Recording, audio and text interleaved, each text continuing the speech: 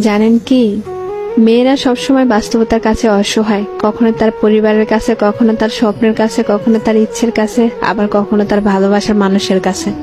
জানেন কি, একটা মেয়ে তার জীবনের প্রত্যেকটা সময় অন্যের জন্য বেঁচে থাকে।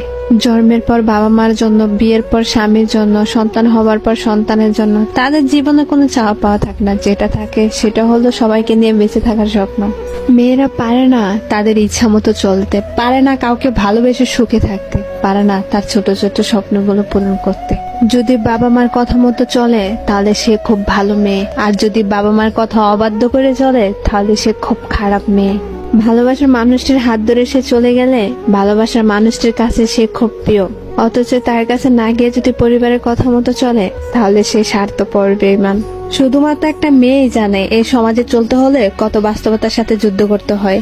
মেয়ে মানে কিছু করার আগে হাজারবার চিন্তা করে করতে হবে এই সমাজ কি বলবে। মেয়ে নামের শব্দটি এক একজনের কাছে এক এক রকম, কারো কাছে বেঈমান, কারো কাছে স্বার্থপর, কারো কাছে প্রতারক। আসলে মেয়েরা স্বার্থপর, বেঈমান, প্রতারক কিছুই না। মেয়েরা যদি প্রতারক হতো তাহলে কোনো সন্তান এই পৃথিবীর মুখ দেখতো না।